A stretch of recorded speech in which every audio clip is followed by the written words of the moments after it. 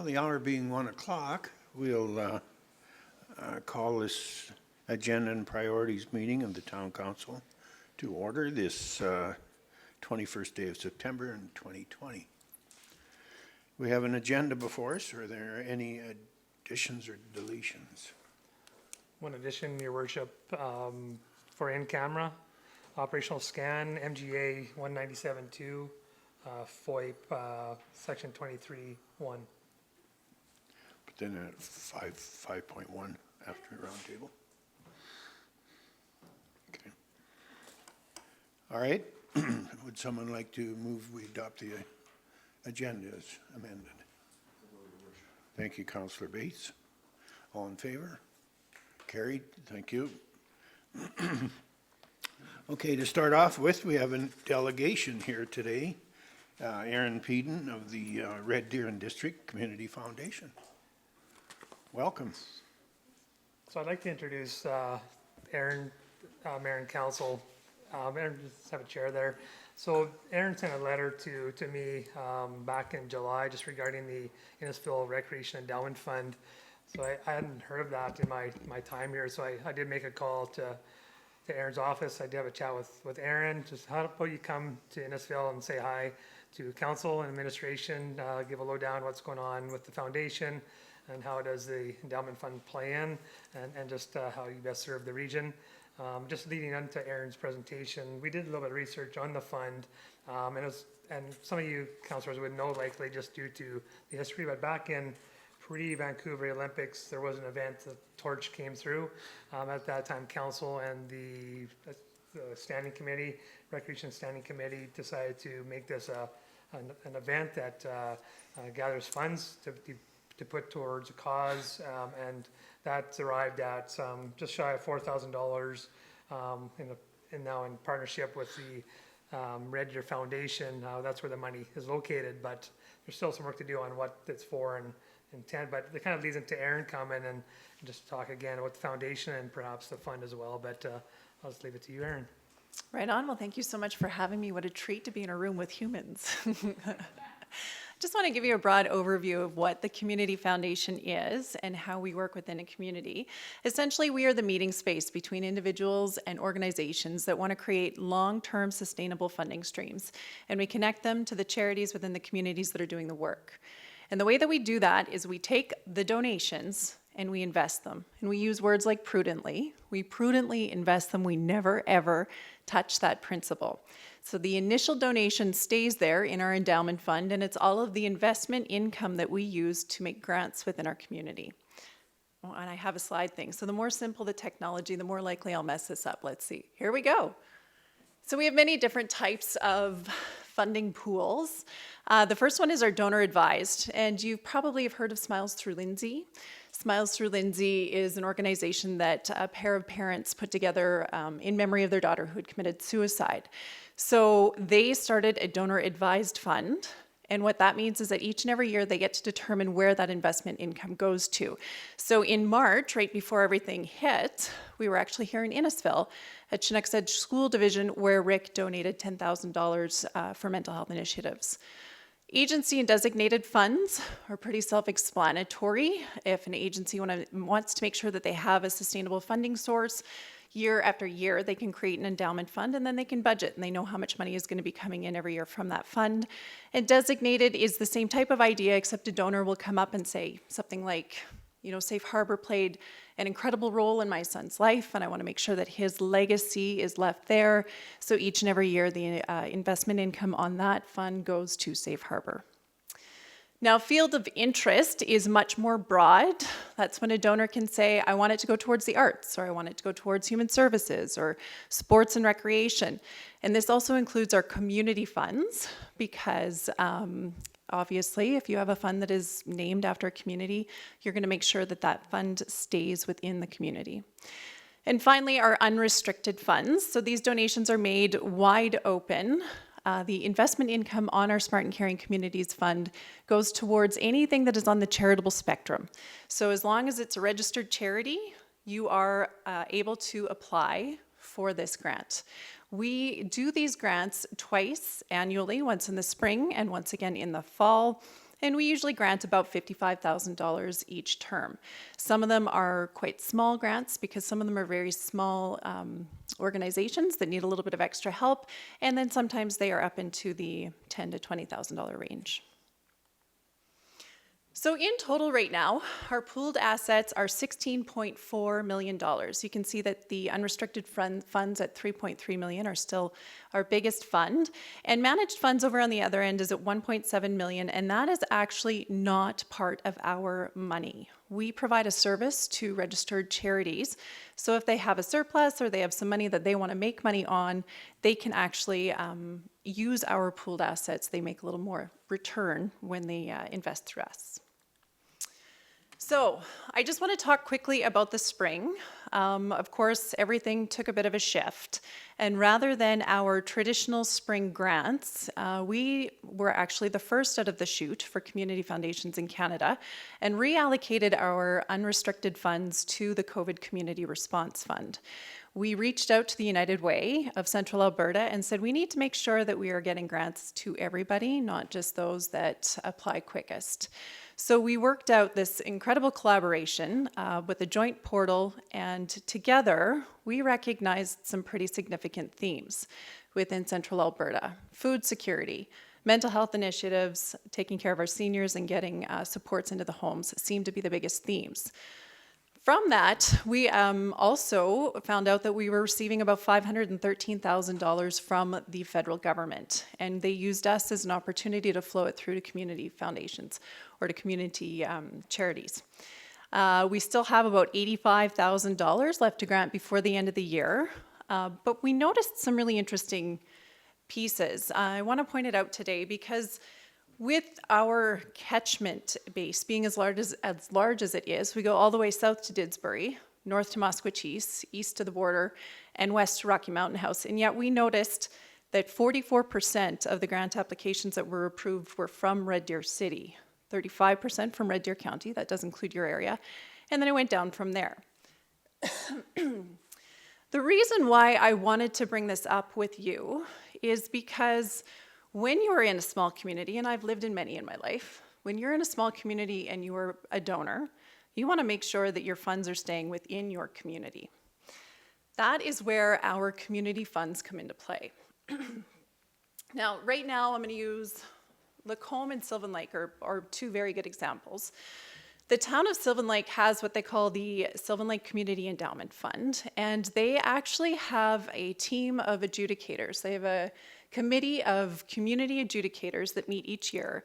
They accept grant applications in the spring and in the fall at the same time. We do all of the administration piece, and then they get to determine where they think they can make the most impact with that money. So it's community dollars that stay within the community, and it is the community who determines where the needs are.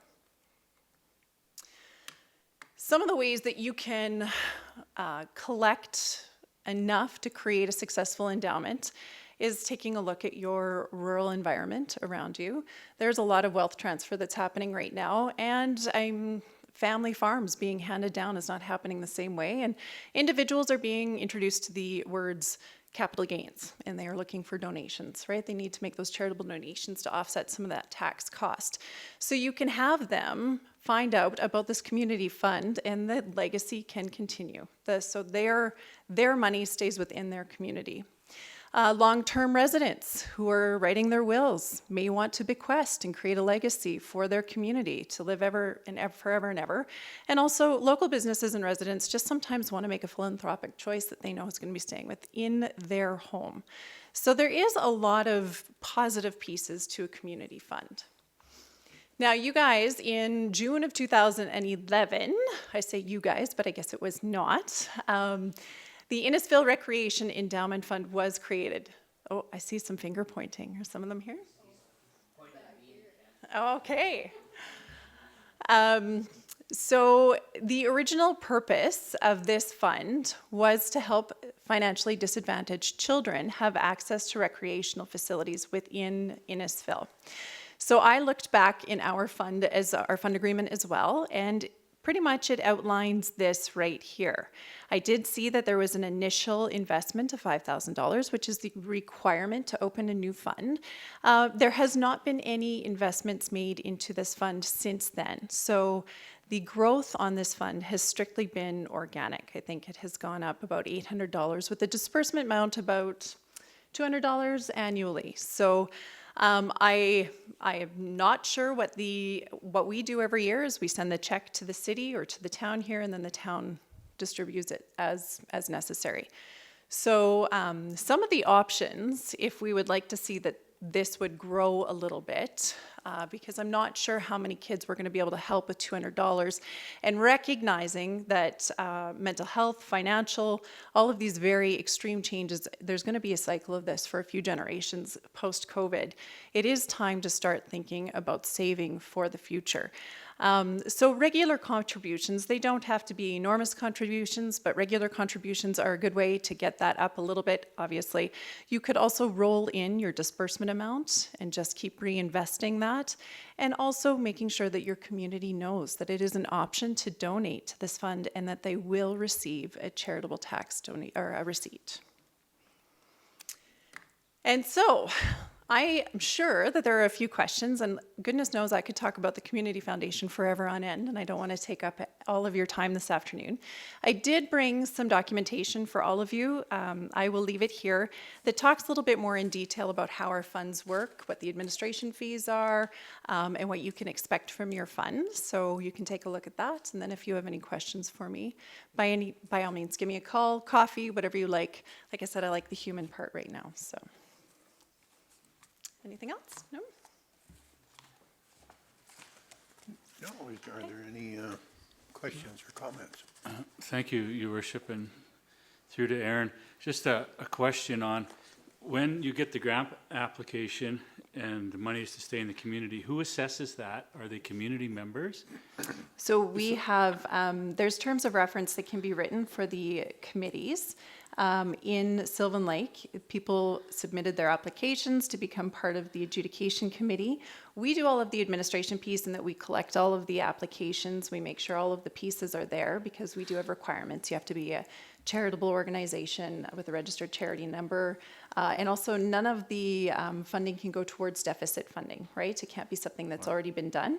So we just make sure all the T's are crossed and I's are dotted, and we hand it out to the adjudication committee, and we meet with them and talk to them about where they would like the money to go. Okay, thank you.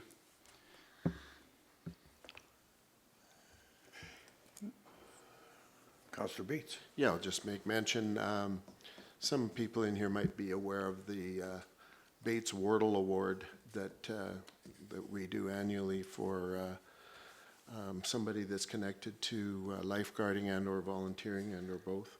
And that's set up in that similar way. It's just a private one that anyone could do through this I believe you could do that, right? And I've done mine through the Calgary Foundation, but that was 3 years ago. So happens there's a lady at the back whose daughter won it last year. So anyway, it's another option to think about too, in other ways you can use it. But this was very interesting to me, and I didn't know we had a community foundation set up. Your Worship, through to Aaron, is Lacombe operating the same way as Sylvan?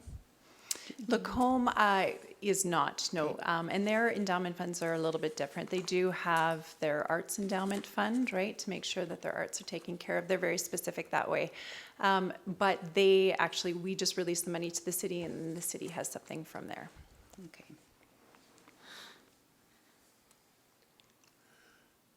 So Aaron, who would market the Innisfail fund? Would that be the town of Innisfail or an entity here?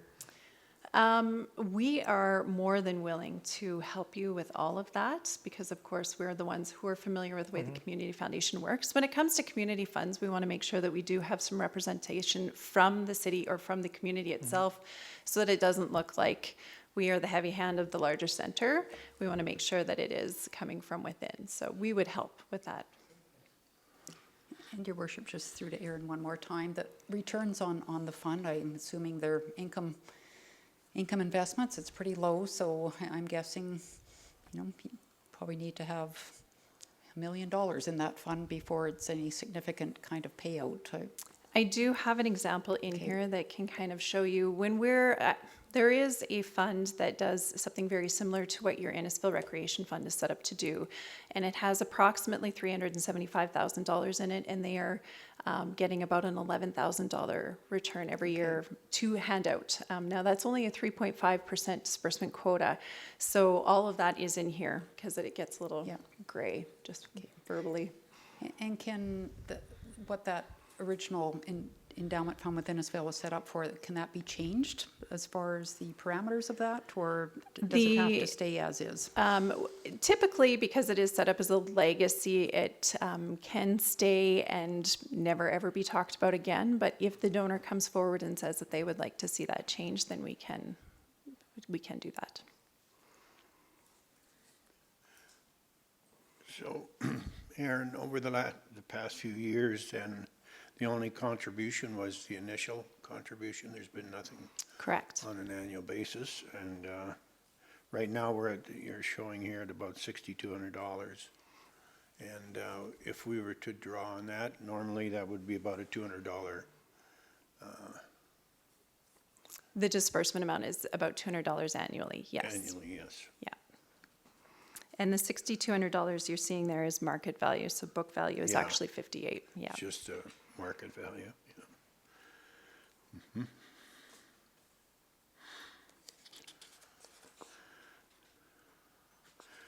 Well, it's certainly a fund. I guess if we're going to use it, we should decide to what extent, but it's obvious. We can be assured that it's all going into the fund, and it's not. There's no.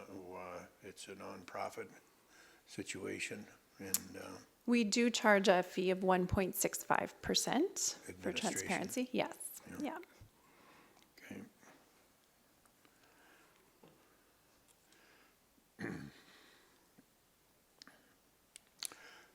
Aaron, are you the sole employee of the fund? Or? No, there are two of us that work at the Community Foundation right now, myself and a grants and administration coordinator.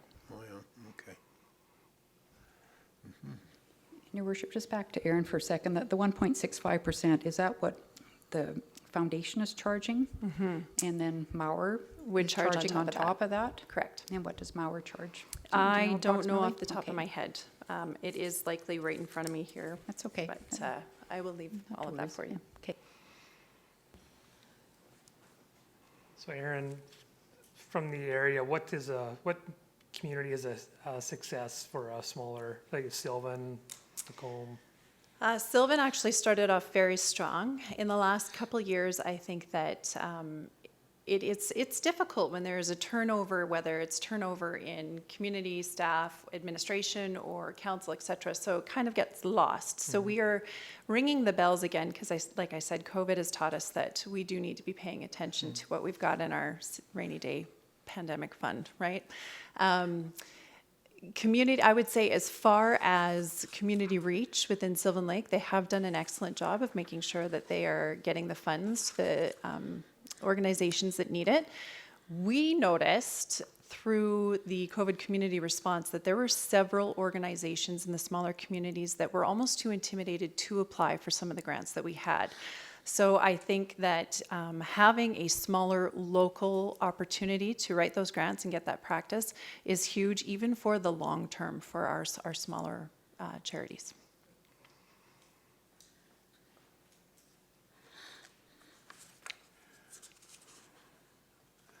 Any other questions? No? Okay. Wonderful. Okay, well, I will leave this right here for you, and thank you so much for your time. Well, thank you, Aaron, very much. It's good to have this little bit of education here. I knew about the fund, but wasn't entirely clear on how. Well, anytime you want to talk about it at length, you just call me. Okay. Yeah. Thank you. Thank you.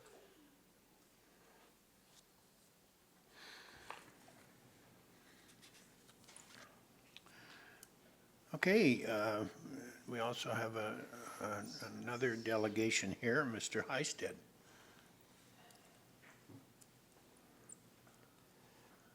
So I'll introduce Jason as well to make it formal.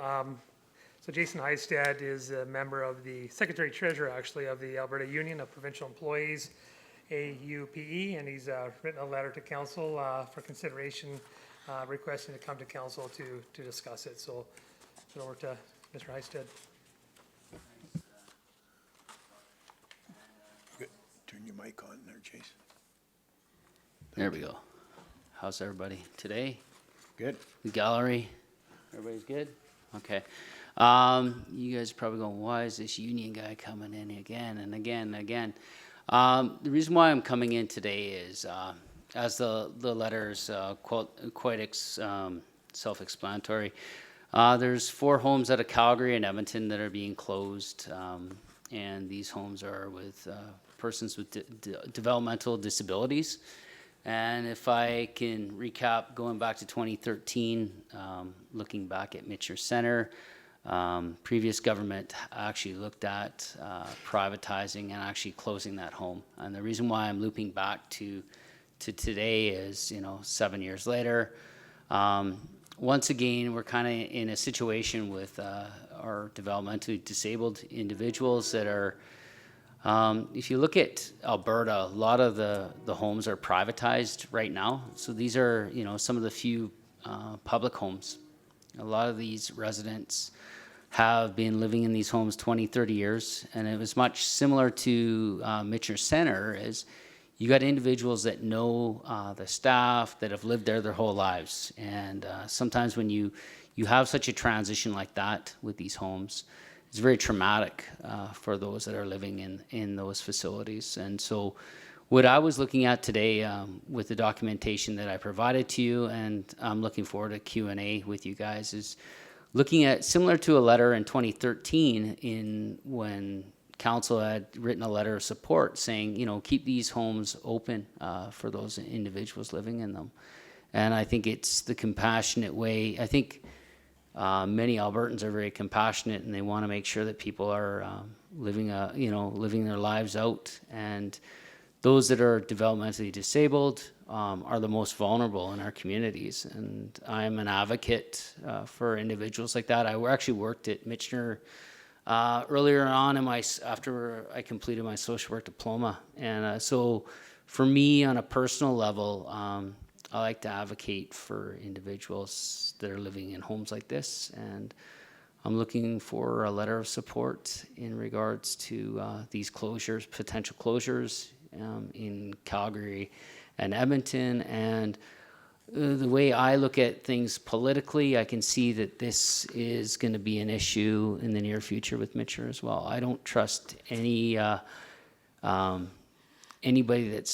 it's attacking anybody that's the most vulnerable in our society. So that is my 2 minutes. I think I get 10 or 15, right? So I'm trying to tie everything in with our community and how things work. And I believe that elected officials, being a former one on town council, is that sometimes when you're in these positions, when you get things brought forward, I know that you go, well, what does this have to do with Innisfail? Or what does this have to do with Central Alberta? Well, actually, we're all part of the community, the greater community of Alberta.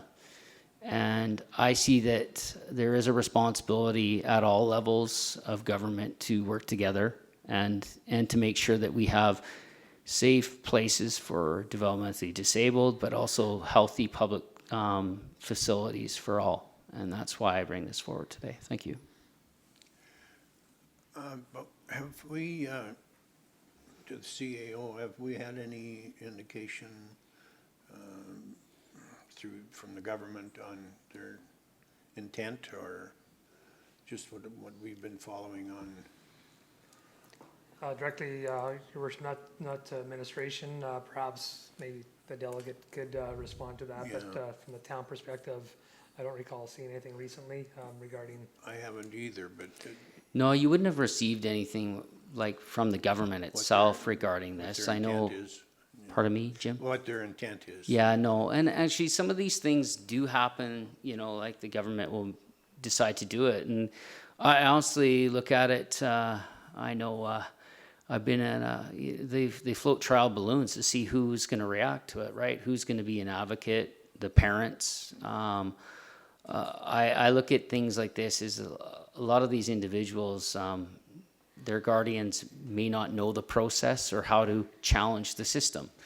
And so as to the government sending anything to Todd or any other councils, that, you know, that would not have happened, because this, how I'm looking at this, is a way to save some costs, but in the big picture, it's not, it's not a huge number. Like if you look at, like I've got the numbers, it's like 0.006 of the PDD funding, you know, and how I'm looking at this is a leader in AUP is, you know what, let's just let these people live their lives out in their home.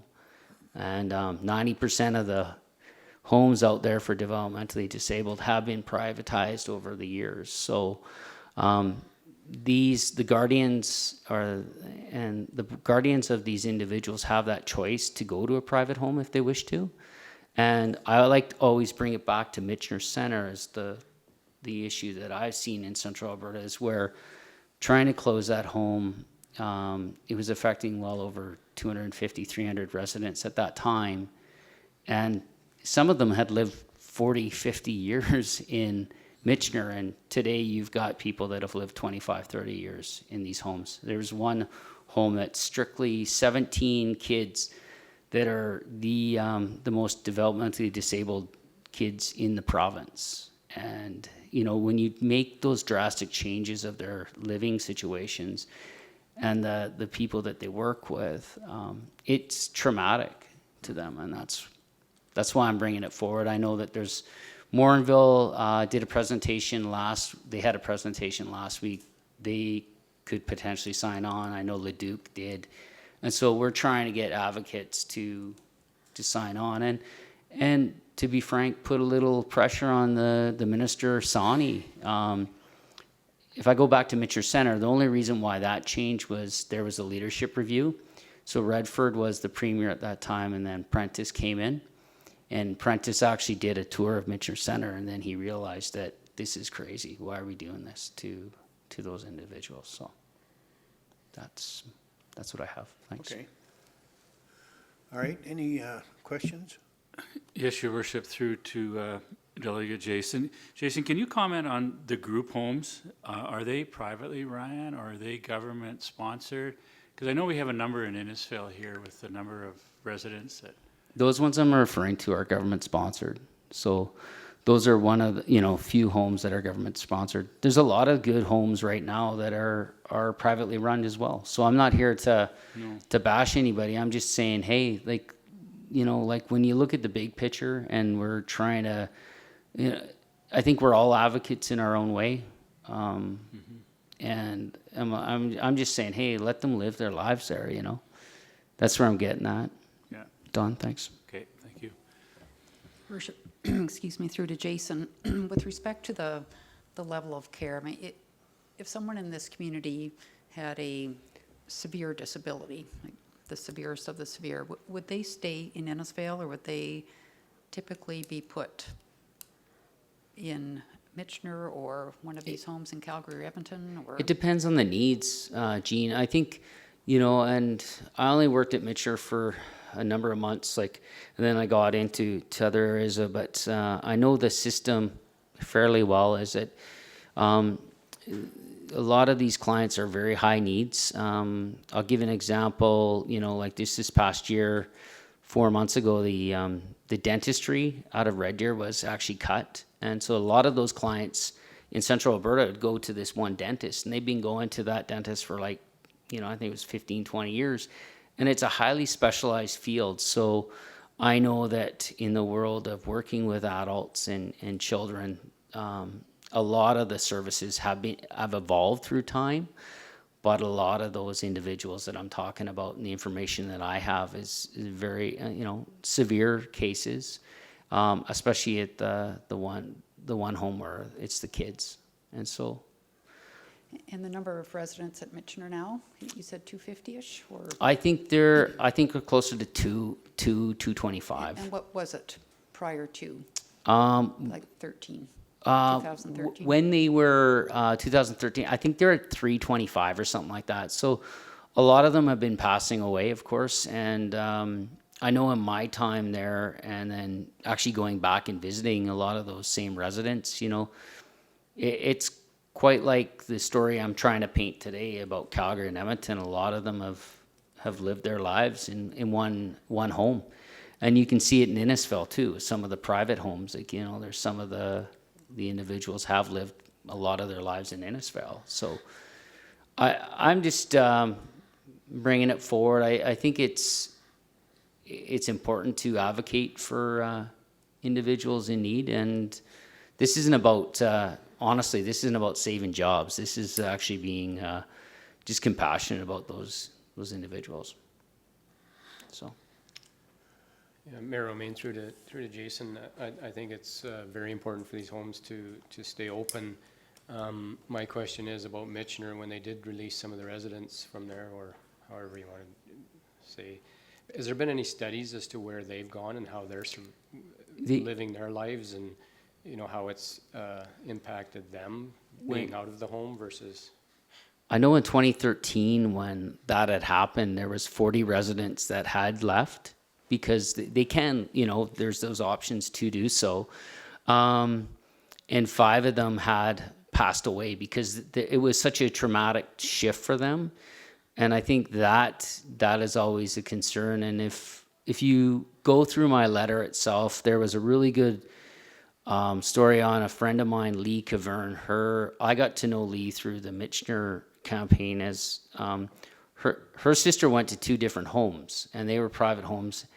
And they weren't facilities that were going to help her sister out, and she was severely developmentally disabled. And so she knew, the family was aware that, hey, this isn't working. We need that system, the public system that's going to help Jody at that time. And Jody's still alive. Like, I think she's 60 years old, like in her 60s, and I've met her a couple times, and it's, you know, when you get to meet some of the family members, families who have adults, children that are developmentally disabled, and I'm sure some of you may know 1 or 2 in the community, but it's a huge concern as to where they're going to go when the parents pass away. So it's providing that ongoing care. So I'm talking a lot. Thanks. Okay. Your worship, through to Jason, I think you're right. Like the move is such a big deal. Yeah. Having had a mom at the time, early stages dementia, moving her from 48th Street to Sunset Manor, it was like you moved out of the province. And Yeah. I know how difficult the move has been on Autumn Glen residents, right? It's been very, very difficult. And you're moving from this building across a road Yeah. to another building, but it's huge, right? This was my home. This is what I'm used to. Yeah. Smells, the sounds, everything, and yeah, the impact is. I remember the stories at the time, 2013, the residents that were passing away, and it was a lot of chat around, likely because of the move. Yeah, and I Very think disturbing. And I think you put it very well. Like, it's traumatic. It doesn't matter. So. Councillor Reber. Through to Jason, so just refresh my memory on the Michener, so they are keeping it open and just not new intakes, is that kind of how they're doing it? If they're not taking, from my understanding right now, they're not taking any. They've kept it open because of, you know, the public pressure. It was over 18 months where there was public pressure, and actually the one MLA who was awesome was Marianne Jablonski, who was conservative MLA at that time, right? She had over, I think, 40,000 letters that she actually had to present against her own government, that this is what's happening in our community or in North Red Deer, and which I gave her full credit for doing that. That's a lot of stress when you're doing that against your own party. And, you know, and after Prentice did the tour, things changed. And I think that governments have a responsibility to actually not always look at the bottom line, is actually to look at being compassionate and actually doing what's right for individuals that do not have any ability to advocate for themselves. And I can tell you, as an advocate for them, there's a lot of their parents that don't have the tools to advocate. So you may only have, to date, Morinville or Leduc writing a letter, but if you need 15, 20 more people doing this kind of stuff and putting pressure on municipal councils to do so as well, which could be awkward for you guys too, because potentially could write a letter to the government, but I think that's why you run for these positions. So are you, these homes in Calgary, Edmonton, you're talking about the people that are in them now? Yeah. right?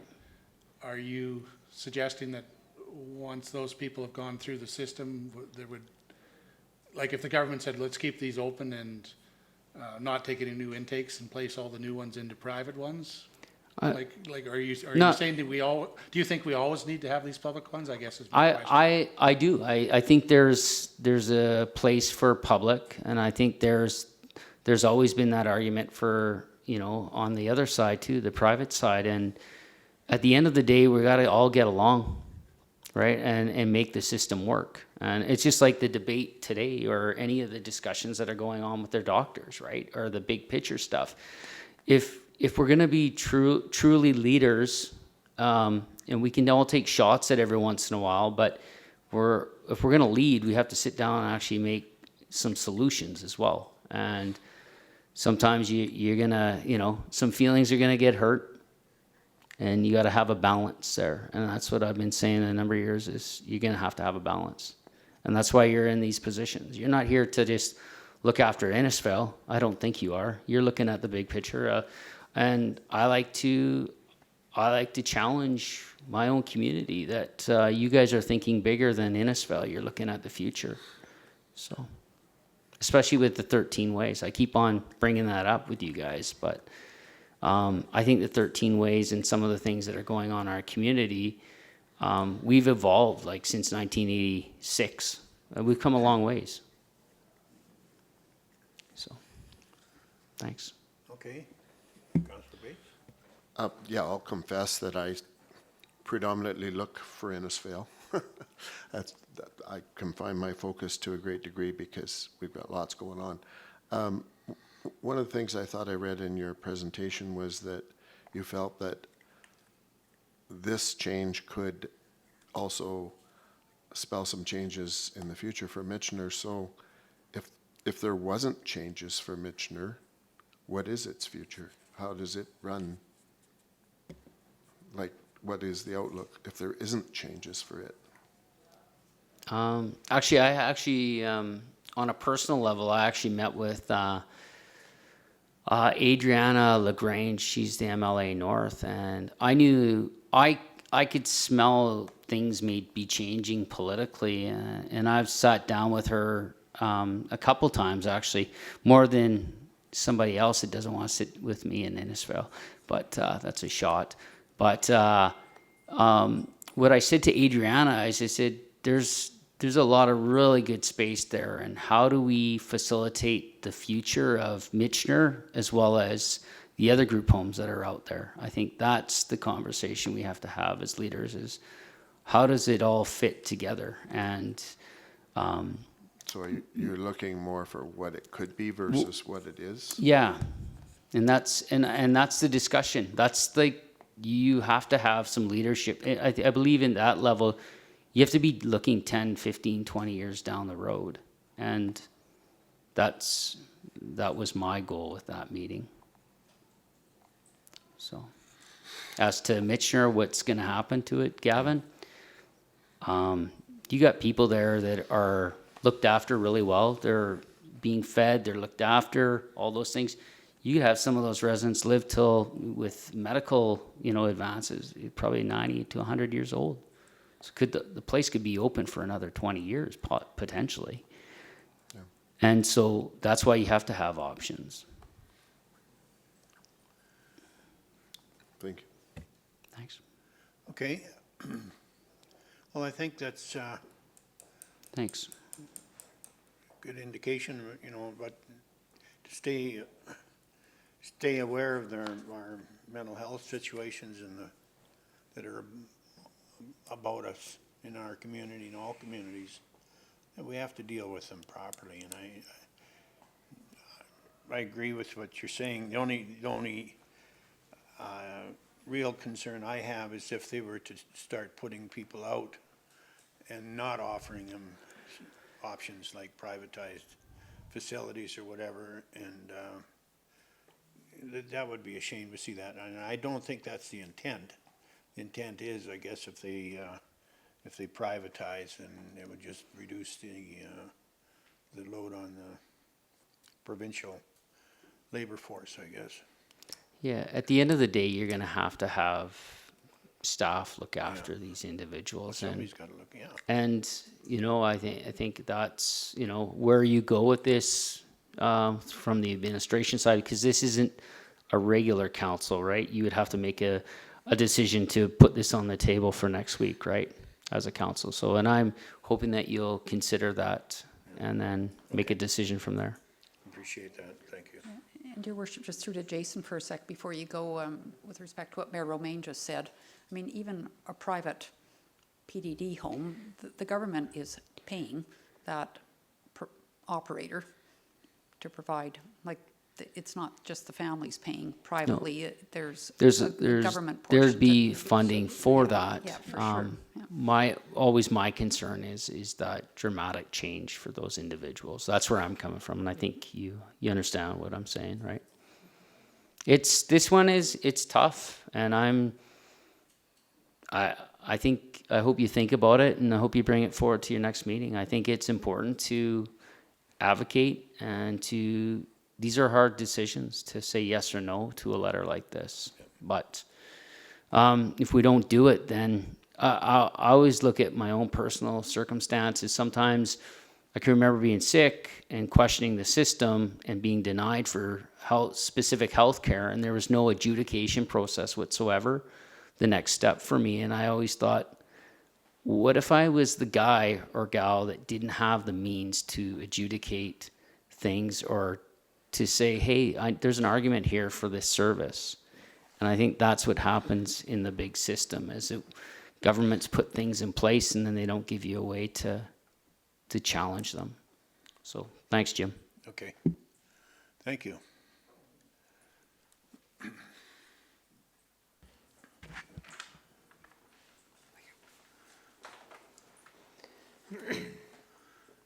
Okay, I guess move on to some administration updates. COVID-19 update. Just quickly, Mayor and Council, so on Friday, you would have received an email from me, and you would have saw through social media some adjustments to the arena opening update. I'm not sure if we can call it arena reopening update. It's more of a opening. There has been adjustments. There will continue to be adjustments as per the communication I was sent out. So as of today, there's allowance of one parent or guardian per participant, and then building on that into next Monday with additional use of dressing rooms, of course, with the cooperation of the users at this given time. Did receive some communications recently with, of course, concern not having guardian or parental supervision or influence for the young groups immediately. However, there was a good response from the adjustment of the operations, and just to put emphasis that the operations of the arena will be adjusted accordingly over time based on the success. And again, we're hoping not to go the other way. So far, so good. So we'll keep council in the loop, not just at your meetings, but if things adjust throughout the week, we'll be sure to communicate that out to council and to the public. So we're getting there. Well, I know I sure want to thank CAO Becker for assisting with response to concerned citizens. I've had a number of emails and citizens that, have concerns about the way we're scheduling to reopen the facilities, and I just felt it was better for me to turn it over to Mr. Becker and his staff to answer that call, because they have all the details, that I'd just be running around collecting and letting the person know anyway. So it's worked very good. You've done a great job, Todd, on the response that you've been giving these people and keeping everybody is informed. And the biggest thing is the whole thing is it's fluid and it's going to be changing week to week even before we even get it open. So we're working on, but Todd's been great in that response. I gotta. Your worship, through to CEO Becker, can you expand a little bit, like when dressing rooms open, does the team use one room? Are they using 2 dressing rooms? Like how is all that working? Because as Mayor Romaine says, we do get questions, and it'd be nice to be able to say, I don't know, other than something I'm not sure.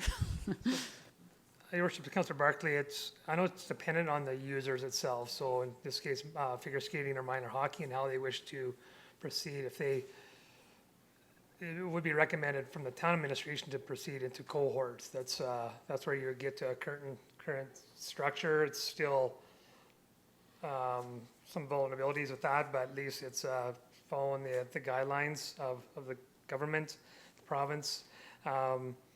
So, however, if the users wish to maintain social distancing, then we need to use more dressing rooms per group. So it's in cooperation with, the biggest one is minor hockey. So we're working with them constantly. So if they want to maintain social distancing, then they gobble up more rooms is what happens. So yeah, as we move forward with the red ice, with the additional, then we need to talk about how do we best mitigate.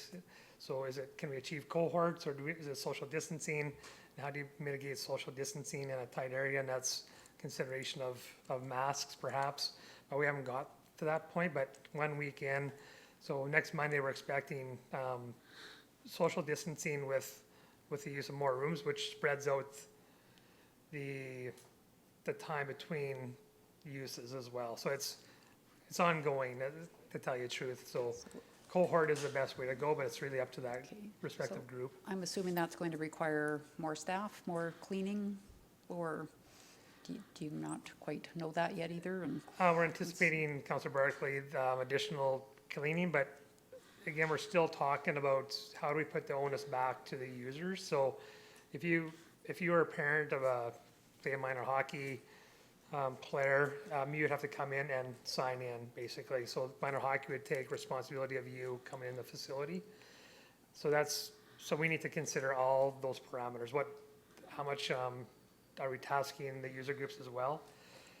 So yeah, it's a lot to it. Trish is monitoring, and before we start expending additional dollars, that's something where you as council need to confirm that you're ready to do that. So right now we've changed our scheduling of staff to, I believe our manager, our supervisor is during the day only, and then staff come in for the late shift.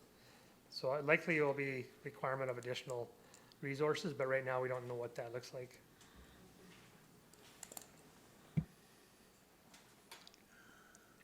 Okay, any other questions of the CAO? Just a comment, Your Worship. I did get to speak to a director from minor hockey, or not minor hockey, from Hockey Alberta, and they don't even know at this point in time what hockey's going to look like, if there's going to be hockey. I mean, everything is an evolution. Probably until the government, not that they need to or should do, until they allow cohorts bigger than the 50 that they're talking about right now, it's almost impossible to envision leagues functioning.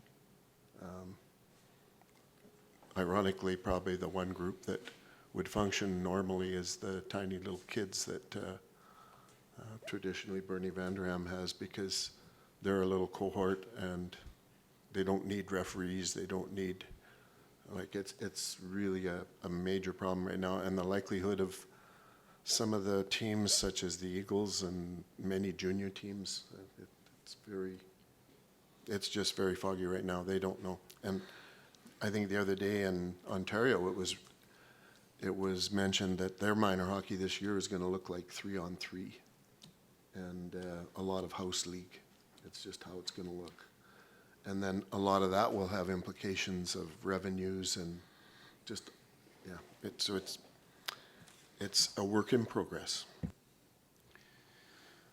Your worship, through to CAO Becker, I'd also like to thank you for what you did last week. This social media, things can get twisted pretty quick. And, you know, I think we as council all need to have the same messaging. I interpret things a little differently than maybe my fellow colleague. So I really thank you for putting together that communique that came out on Friday, so that we are all on the same page. We don't need an Encyclopedia Britannica on how we're going to open the arena. But I think we need these 5 or 6 speaking bullets, as I call them, so that we can actually get the message out there so we don't get, I saw some posts last week that I felt were very unfair, because some of the information was not completely accurate. So I thank you for what you've done, and please pass that along to Trish, because she's had probably a pretty stressful week. So thank you, CEO Becker. Any other questions or comments of the CAO? COVID, okay. Would someone like to move we adopt this, the CAO's COVID update report? I'll move that, Your Worship. Thank you. All in favor of the motion? Carried, thank you. 4.2, Councillor Carrot, you had some comments about 56th Street? Yes, thank you, Your Worship. Just for reference, I'm talking about the 56th Street from Lakewood Drive up to CNE Trail. I've had a high majority of the residents on that street come to me with the concern of a huge increase in traffic from the increased development of Hazelwood area. So I think we have an issue in the sense that I don't believe any resident should take up other traffic of other residential areas. I don't believe 56th Street was ever meant to be a collector road. I don't exactly know what the solution is right now. I've got a couple of ideas. One would be to block off that area. It had been changed at CNE Trail, and they only got a couple days notice, the residents at that time, that was going to be changed. But the way it's working right now, being a through road like that, first of all, it's a raceway. Second of all, there's again a huge increase in traffic, and I just don't believe that local traffic should take up other traffic from the other area. Plus, as people coming to the campground, it's just a main thoroughway there. So I think we need to look at it, what that means, whether we do a traffic count or you know, where we go from here, I don't know. But again, I think we have an issue, and I think we need to come up with some solutions.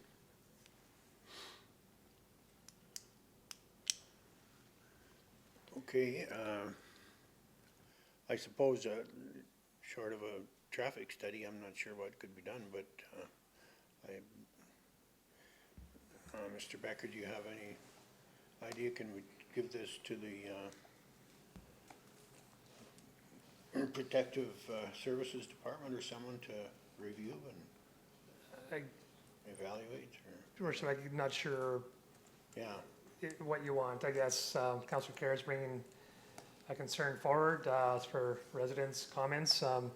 Council probably likely should have an engagement prior to administration. Certainly, we would look at complaints and stuff like that and log to see if there's any complaints. I'll talk to enforcement on their side, but certainly looking for council's guidance on how you wish to proceed. If that is validate Councillor Kerr's concerns.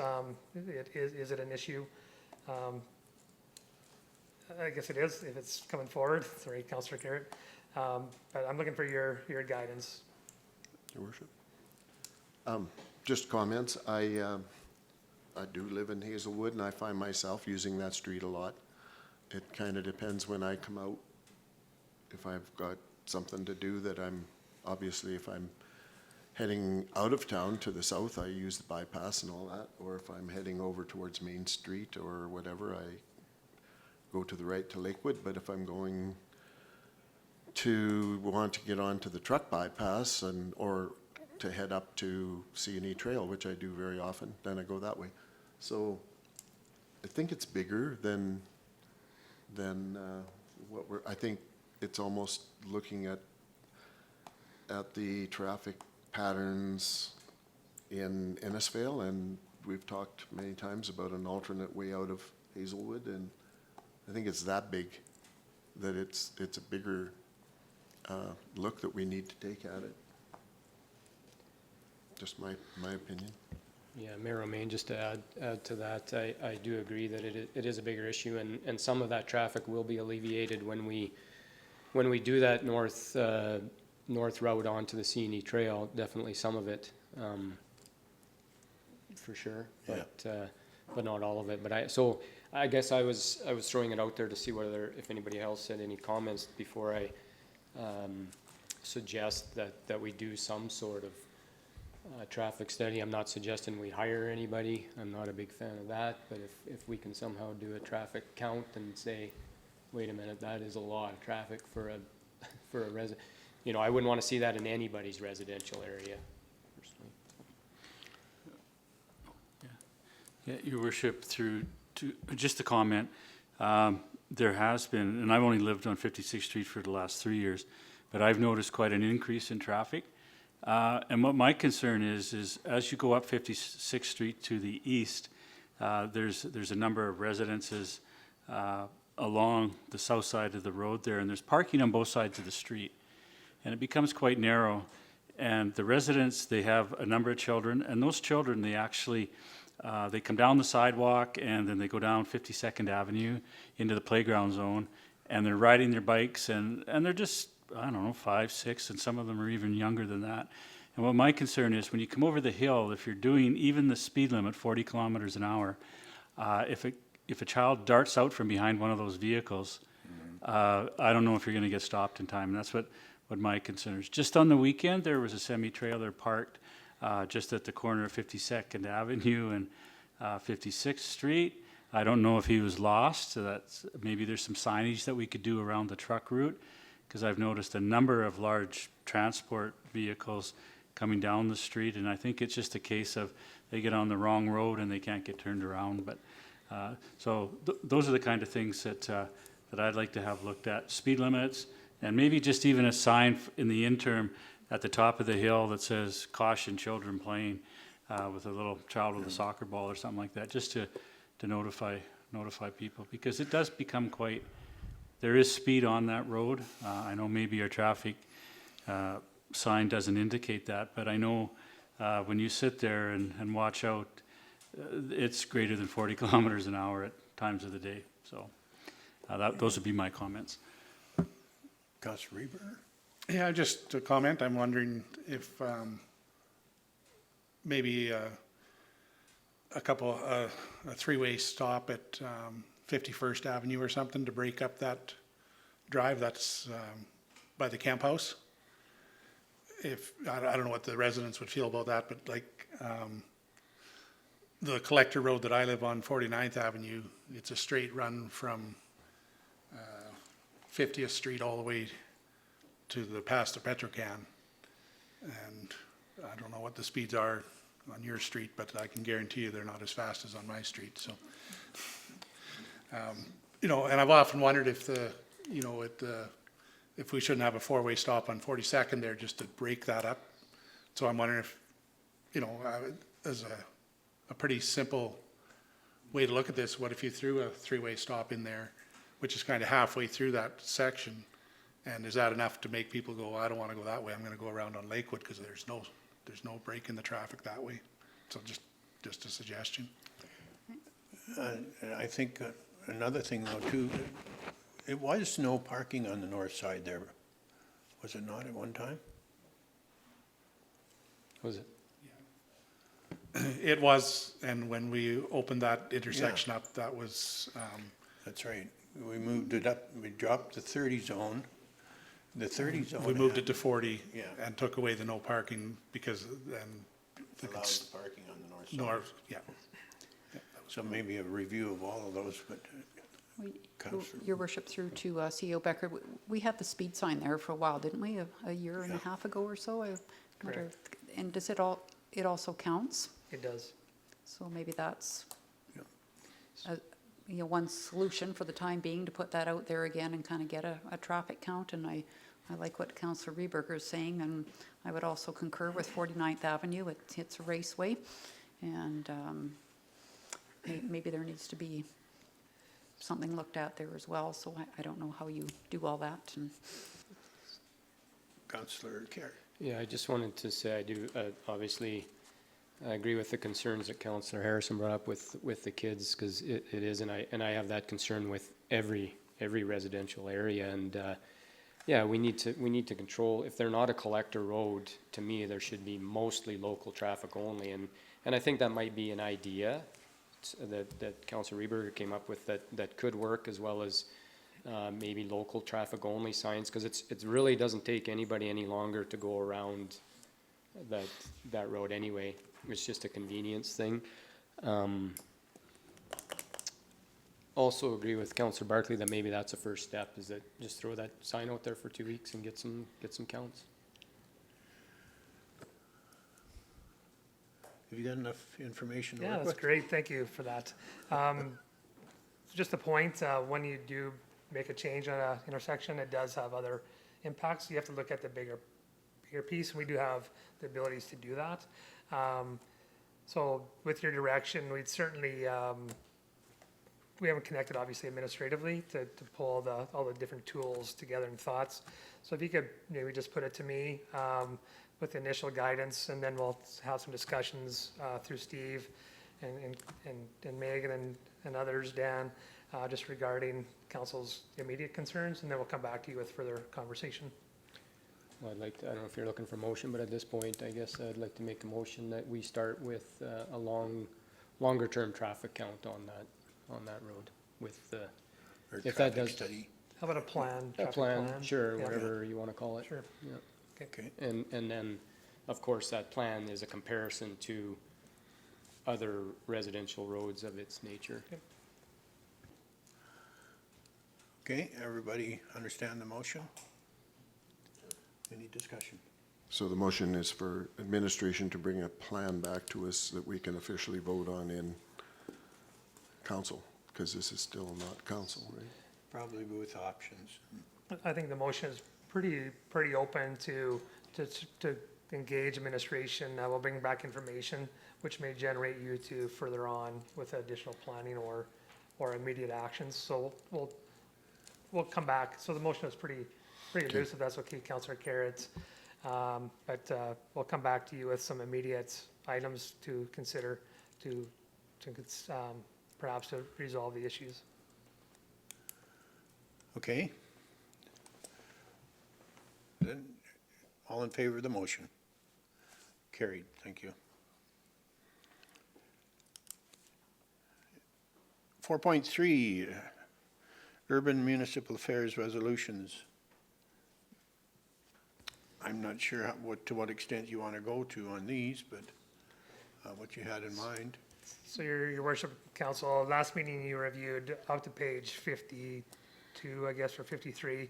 So this meeting is just a balance of the resolutions, which you'll see or hear about Thursday during the AUMA convention. So they're there for your information, and I'll leave it to you if you want further dialogue on them. Has everybody got their book? Yeah, it should be interesting.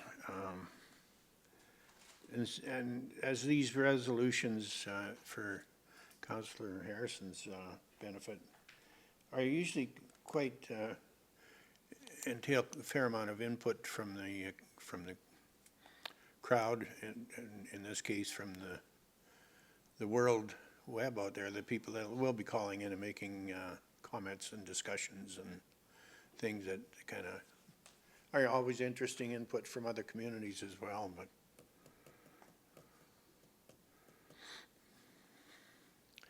some of these things you don't think they really affect us, but once you get listening to some of the comments that are made, it does kind of bring everything together on a common basis that we may not realize.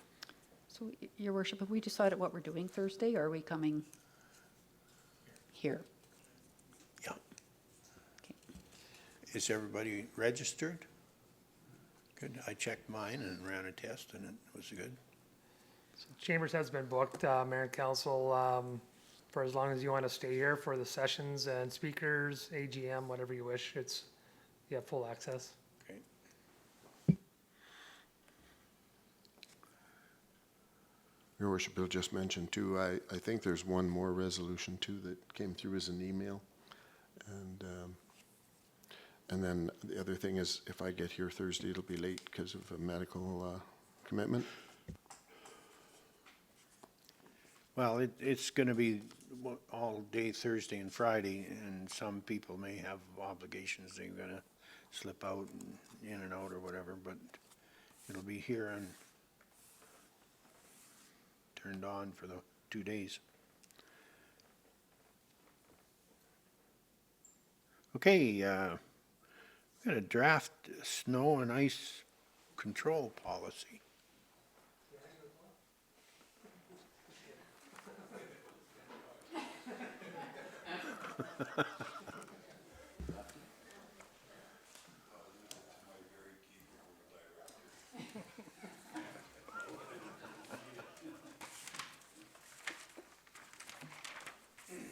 It's not going to snow this year.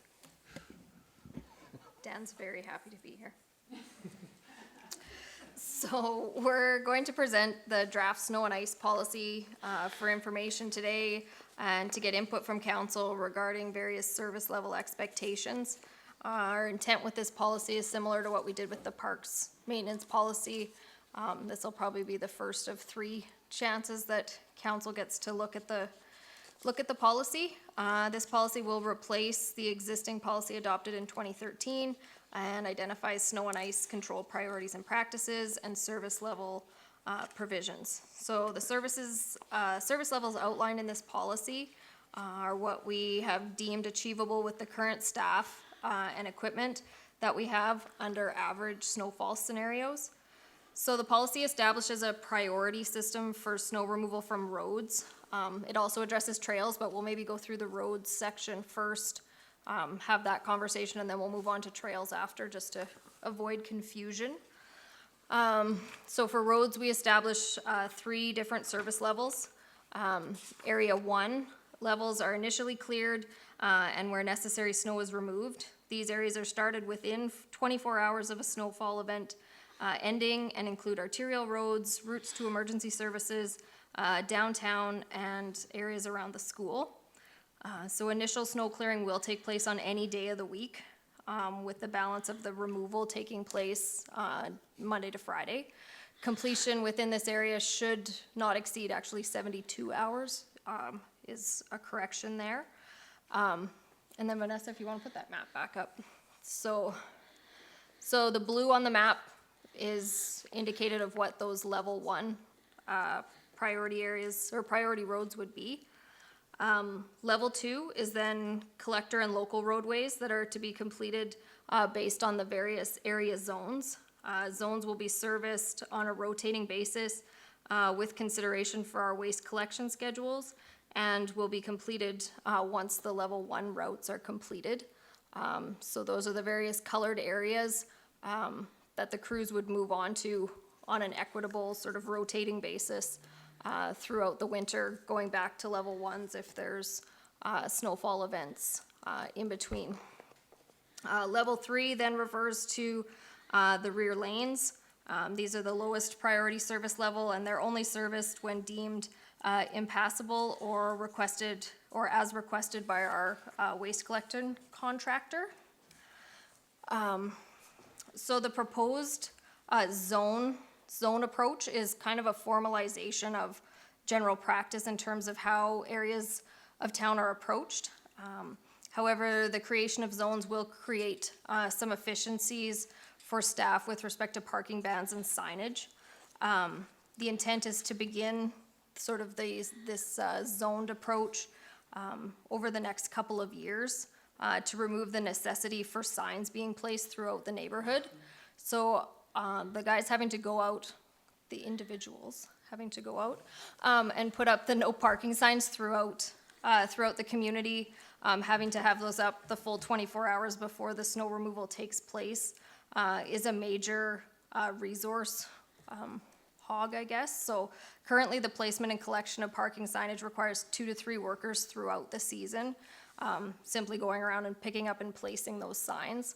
So the intent with this zone approach is to start, first of all, getting people to identify what with their zone, and then being able to move into more generalized ways of notifying when those zones are going to be serviced. So that would be either through less signs that would be placed sort of at the entries of neighborhoods, as well as utilizing online schedules and electronic notifications, and permanent signs throughout the neighborhood as to what your snow zone is. So that would be a bit of a process that we would phase in over time, but really looking to try to improve some efficiencies with respect to how we move throughout the community, removing snow, especially on those level 2 priorities.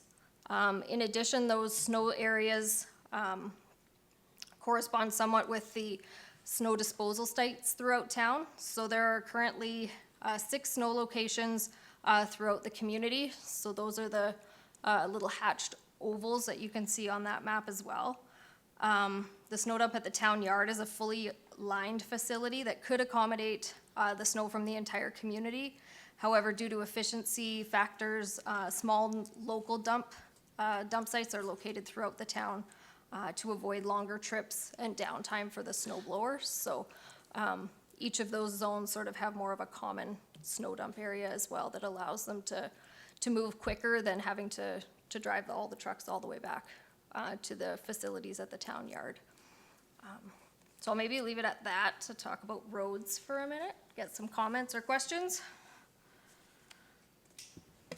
Your worship, I have a question about snow dump at the cemetery. We've talked about that a couple of times.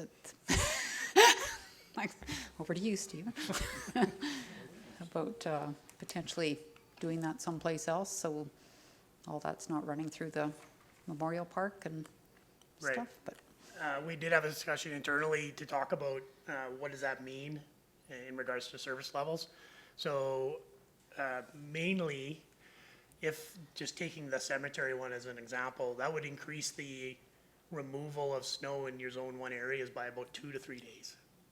So it does considerably impact the amount of time that it would take us to start not only finishing the Route 1s, but then getting into those next areas. So it is a significant impact in regards to time.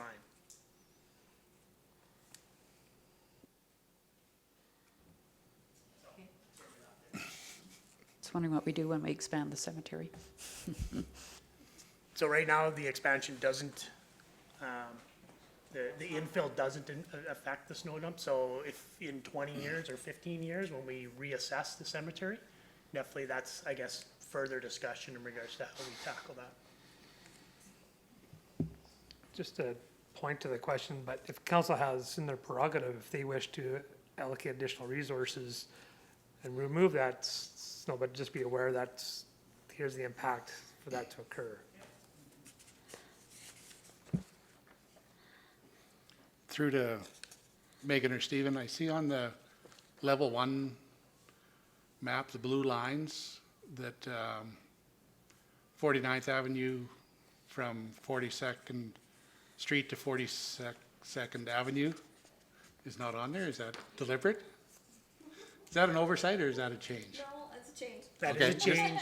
So what we have done is we've looked at the routes in considerable consultation with Dan and the team to find out, because it just has continually grown, the Route 1 areas and roads, as well as expanding with Bella Vista, Hazelwood.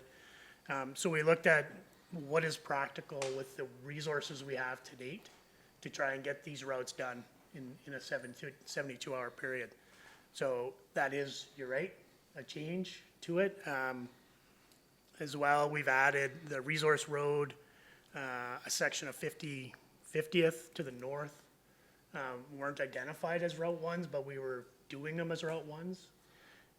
So not only have we taken 49th, we've taken 40th out and 37th as well as a priority 1. Now, that being said, that's why we've come to you for discussion. It doesn't mean that when we're in the area, if on a good day, things are going really well, we don't get it done.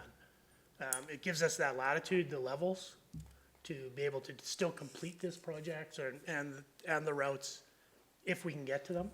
But it does help us administratively explain where we are on the list, so. So your worship through, I'm sorry. So your worship through to Director Kennedy, Megan, like putting a cost on that, you say, well, you know, we've taken this out because efficiencies and whatever, but like, we don't know what the difference is. Is it a $50,000 saving? Is it 20? Is it 100? Is it? What are you projecting? Oh, in terms of the savings? I guess what we're doing here is based on the staff we currently have and the equipment we currently have, so. But last not year, the necessarily- routes were different? Last year, a little bit? Not significantly. Okay. I guess Vanessa I can pull up the existing policy, and the changes are essentially what Stephen just identified. There's a Yeah. couple of route sections. 49th, 40th Street, 37th Street past the three-way stop. Those are sort of you gotta go down further to the existing policy. So really, what you're saying is it's not really possible to do what we were doing based on resources and equipment that we have. Correct. We were stretched before doing 49th and, Correct, so we did look at our resources as of today, and looked at our overtime that we've spent over the last 3 years, and tried to create a policy that's not taxing the team that we have, because it's based on an average or a typical snowfall event, and we all know our seasons continually change. So we want to look at it on that side. That's how we kind of brought this back on.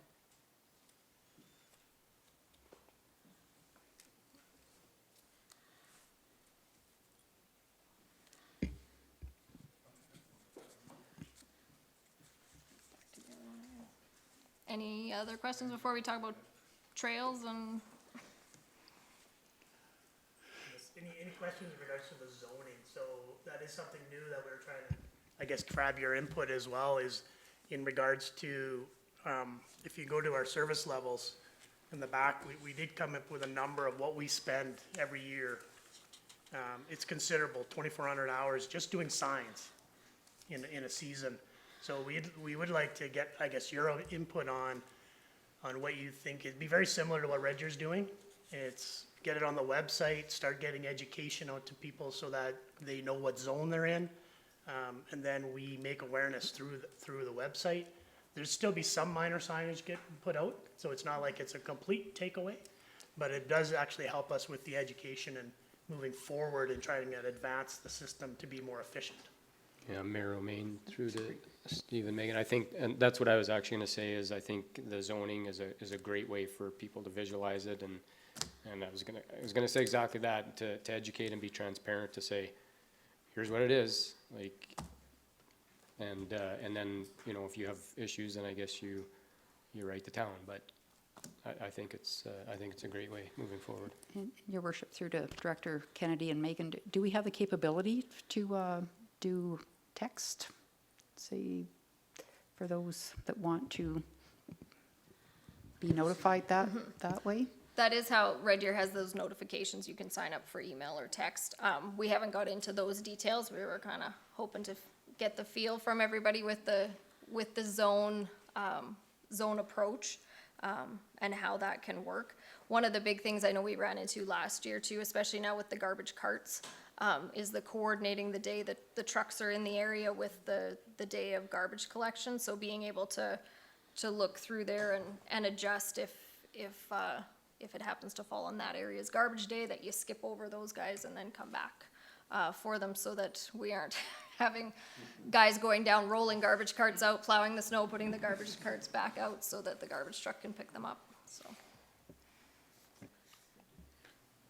So with the zone approach, how do you decide what zones are being done other than the garbage day? Like, would you work through zone A to F? And then, but if you're 3 days into it and we got another big snowfall, you don't go back to A, like, because that's, I know that's gonna be a question. We were actually considering getting rid of the letters and just going to like yellow, purple, green, so that there's no hierarchy of the zones.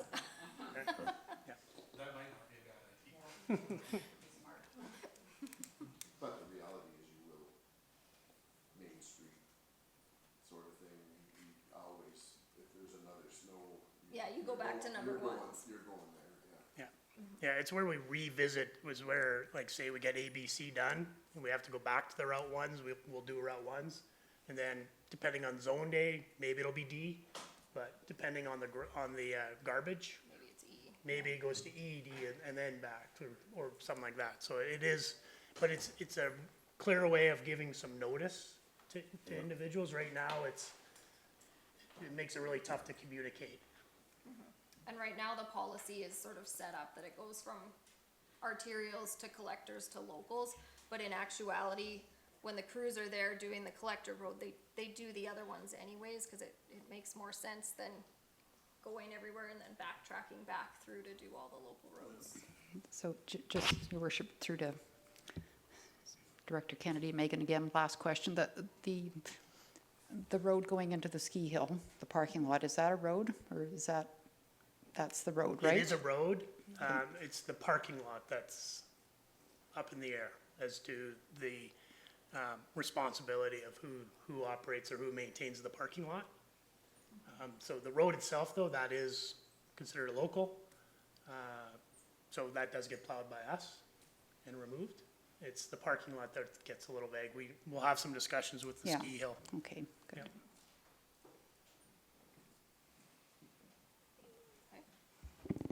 All right, so we'll move on to trails. So the policy also addresses snow removal on sidewalks and trails. So these are summarized. Vanessa, if you want to hit that first tab, that's got the map. It wasn't in your agenda package, but it has the priorities. So level 1 service objective is to maintain clear, easily traveled, high-traffic trails and sidewalks.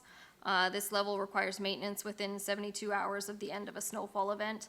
On Monday to Fridays only. So crews wouldn't be coming in on weekends to work overtime for trail snow removal. Level 2, service objective to maintain clear trails and sidewalks and lower traffic trails and sidewalks. This level requires maintenance upon completion of level 1 trails and sidewalks, and again is only Monday to Fridays. And then level 3 are the summer maintenance trails only. So, so the red on the map is your first level 1 trails, level 2 trails, and then the green are the ones that we don't actually do active snow removal in the winter months. I know, Councillor Barkley, you've mentioned in the past about benches throughout the trails being cleared. And the staff, in our talks with them, they do blow off sort of select ones. They don't do them all, but sort of the high use and the most heavily trafficked areas, they do try to blow off those benches too as part of their procedures.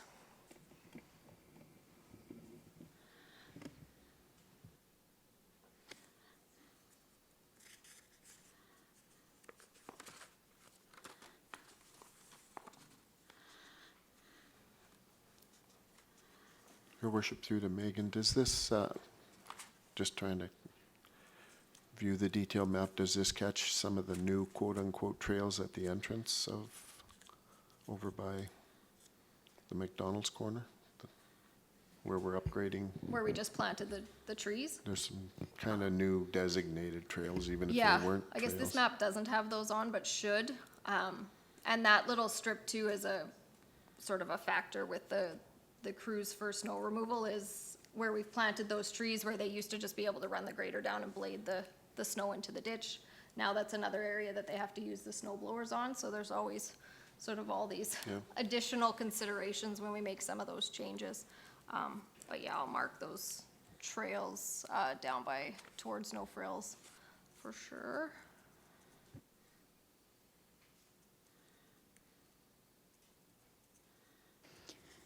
Your worship, I'm just putting this out there for thought as we move forward, I suppose, particularly with 13 ways and maybe some ideas that come out of that. But, I think the outdoors this winter may be even more important than ever before. People probably not traveling as much and going south as much, and indoor activities not as much, so just put that thought out there that we may need some extra outdoor maintenance, shall we say, depending on what we're doing.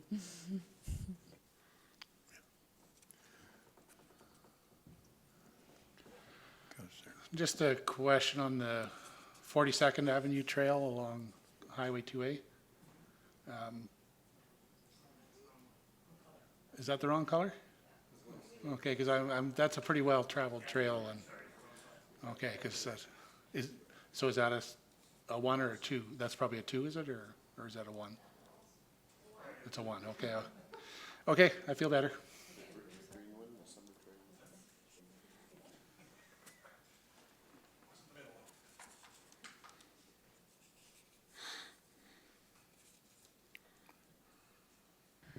Okay, so just a couple other sort of comments through the policy. The policy kind of goes through general practices for snow removals, salting and sanding, town facilities and parking lots. Typically, the town facilities and parking lots will be done in with those zones as well. Some of the downtown parking lots get done with the priority ones, just again, because the crews are there, and if the skid steers are available, they will do them at the same time. But in general, those fall in with the various snow zones. Snow disposal and parking bans we kind of talked about. Special events, outdoor rinks are also addressed in the policy, so special events can result in changes to that schedule at the discretion of staff in terms of, you know, if we're having Centennial Park events there, that we would make sure that those streets are cleared. Outdoor rinks are essentially whenever we can get to them is when they do that maintenance. And then there is the potential for contractor usage if it is necessary in order to maintain the service levels. So really, the establishment of the service areas assists with resource planning and scheduling, as well as for reception staff taking calls and complaints. The attached map, as well as we have a similar map for the trails as well that will get updated, and those will actually form part of the policy, so that if there are changes to those priority levels or we get new neighborhoods, those decisions will be made as to what those service levels are. The impact of the expansion of the community, so Bella Vista, Hickory Crescent, some of those are added bits of time for the crews. 61st Avenue being paved now has to be approached a little different. And again, the 50th Street Service Road with the trees on it, so again, a little bit different approach for the crews. Yeah, that's where we're at.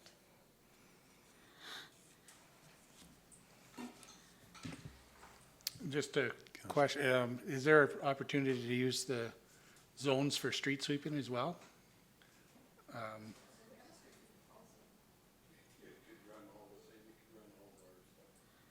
Yeah, I just thought, you know, a lot of people don't pay, you know, if you don't see the signs for the street sweeping and that kind of thing, so I just thought it would work. Yeah, I think it's a great idea.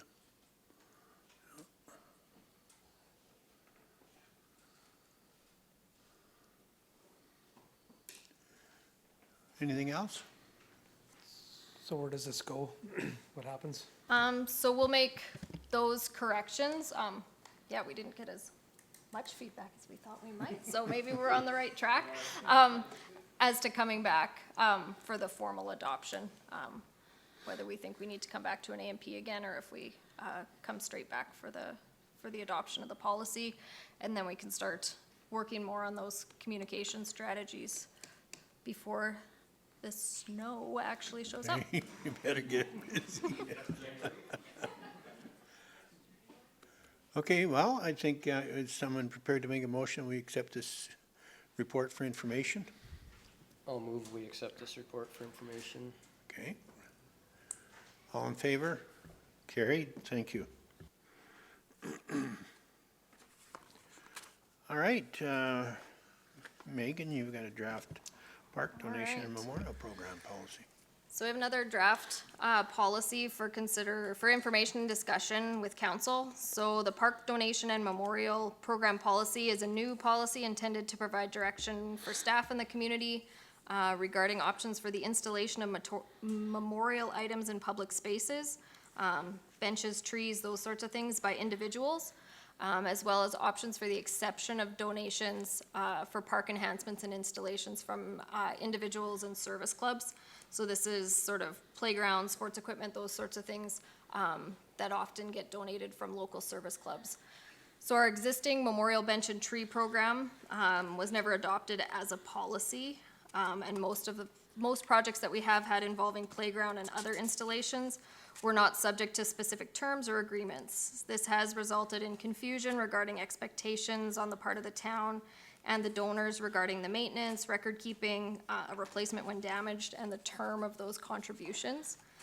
So the policy seeks to clarify the term of a donation to be a minimum of 10 years, after which time the installation may be replaced or removed at the discretion of the town. If the installation is to be replaced, the original donor will be offered the opportunity to renew their donation based on the applicable cost at the time. The policy specifies that installations will be on a cost recovery basis for all costs associated with the item, plaque, concrete, that sort of thing, excluding the actual staff time for the installation. So the Memorial Bench and Tree Program was last updated in 2013, reflecting a cost increase from $600 to $750. The most recent benches that we're gonna be installing this month cost $820 for the bench, including the freight, $25 for the plaques, and about $400 for the prefab concrete bases.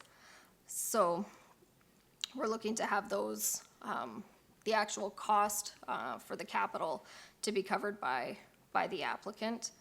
Many of our community playgrounds, benches, shelters, and other enhancements have been installed by local groups and service clubs. These projects are always great additions to the community. However, the maintenance and replacement can create disagreement between parties. The policy is intended to clarify that any installation made on town property becomes the property and maintenance responsibility of the town unless a formal agreement otherwise is entered into. The policy also specifies again that 10-year minimum lifespan of the installation during which the donor recognition is ensured. If the item is damaged during that period, the town will replace the item at least once. For things like benches, it would be a 10-year minimum. The bench may last 25 years and it would stay in place, but sort of that guarantee that it would be in that spot and that the donor would be recognized accordingly. And then on the other side with the things like playgrounds and those types of things, just making sure that we have clear agreements with various groups when they're doing work or doing those installations, that when it does come time to replace them, what the protocol is. I know we've had conversations about signage and things like that, that when signs get damaged, can the town just take them down if they're damaged, or whose responsibility is that when there's been another party in the mix. So yeah, looking to get some feedback to formalize that policy so that we can start to sort of advertise it too. It was something that was quite active for a while and sort of fell off the radar, and now we've had some more inquiries into it. So we've just been sort of depending on the little brochure that we have. So, Your Worship, through to Megan, with respect to the bench, do you also add labor into that? So we had sort of approached it that the labor to install would sort of be the town's contribution to the activity, that we weren't gonna factor in an installation cost. It would just be the cost of the actual materials, but that's up for conversation. Okay, so my next question will be around Centennial Park. So 2005, big project was done, $150,000 for the cookhouse, the little stage thingy, the signage, likely another 50 from that same service club on Napoleon Trail with some help from the town. So those signs in Centennial Park are now looking a bit dated, well, faded.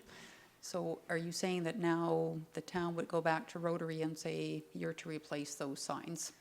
Well, and Or- I think this is for looking in the future. Okay. Because all of Centennial Park, we're kind of getting into this same situation, Mm-hmm. even down by the playground where there were a bunch of benches that have plaques on them, but those were benches that were donated through the Kinsmen. Yeah.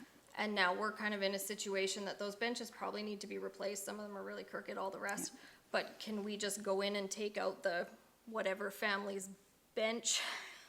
And the Kinsman doesn't have a good answer as to what the term expectation that they sort of pitched the bench donation on either.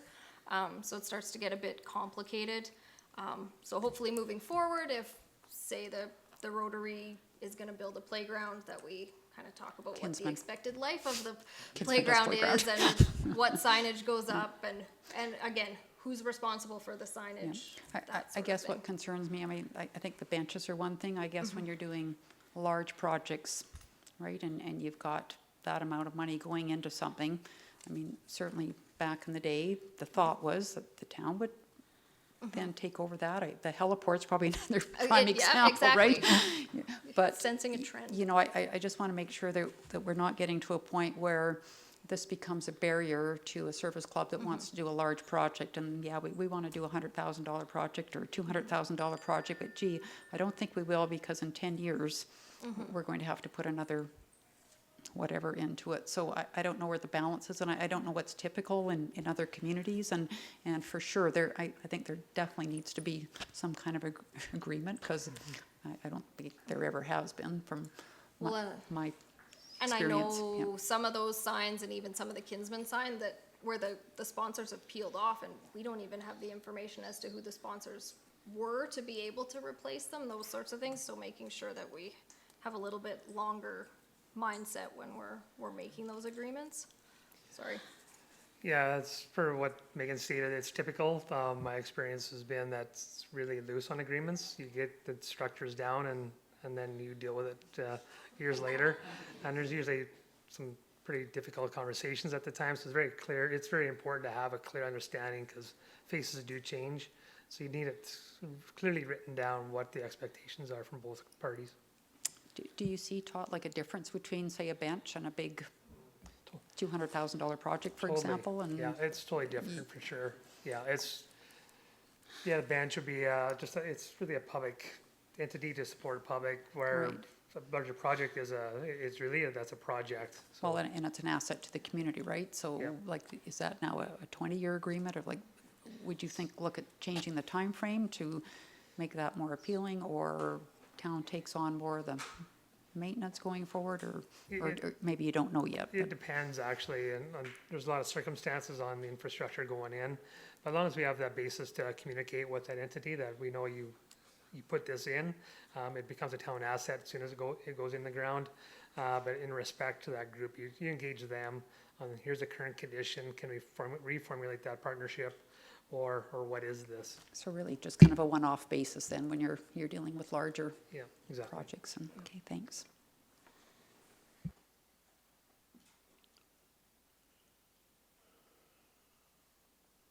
Okay, is there any further questions of Megan? If not, is someone prepared to make a motion? We accept this report for information. Thank you, Councillor Reberger. All in favor of the motion? Carried. Thanks, Megan.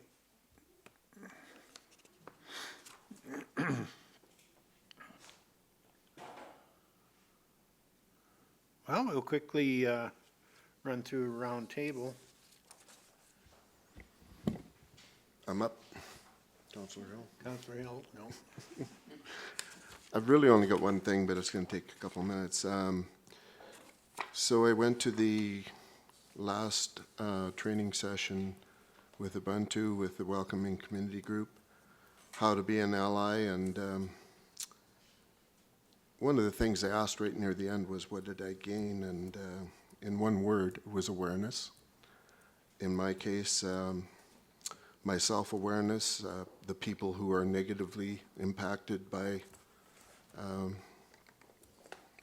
biases, and other people, both positive people that contribute to helping solve the problem, and negative people that are quite destructive. So that training was very useful to me, and I'd like to state that. Unfortunately, there was a bit of a downside. And it was referred to earlier with social media mostly wrapped around the arena plan. And so I'm going to read this next portion because I don't want to mess it up. I wish to personally apologize to my fellow council members for appearing in the photograph taken at the end of the Ubuntu How to Be an Ally training. It was obviously spontaneous and not well planned, but social distancing was clearly not followed, and I should have quickly recognized that and stepped aside. Unfortunately, the photo was manipulated into social media messaging to label all of council, which I find to be mean-spirited and certainly not deserved by all. I have diligently followed COVID protocols since March and intend to continue to do so, and so I'm sorry I didn't, and I assure council I will do my utmost to avoid a similar situation in the future. And because he isn't here, I'll make sure I give that same message to Councillor Hill. Thank you. Okay. All right. Glenn? Yeah, I had PRL, Parkland Regional Library meeting last week via Zoom. They've got new budgets out and stuff, and I'll try and get the agenda, the meeting minutes when they come out for that. Library meeting tomorrow night. 5, is it 5? 5:30, thank you. And I attended the Rotary golf tournament and had some issues with my left hook, but that's what happens in a best ball, I guess. Hey? Scramble, best ball, scramble is not the same thing. Maybe not. And maybe sometime you can explain the difference. Anyway, it was fun. It was a great day. I thought we kind of did talk about a little bit about funding those sorts of things, and it is an issue. Of course, we're spending dollars, but I think it's very, very important for us to be out in the public as well. So it's kind of a catch-22 that we do a lot of things pro bono, and but it is also good for us to be in the public eye as well, and to help with those sort of things. So that's for further discussion. I will be attending at least as much as I can on Thursday and Friday for the AUMA. Okay. Next, score? It's not what I heard. Came in ninth.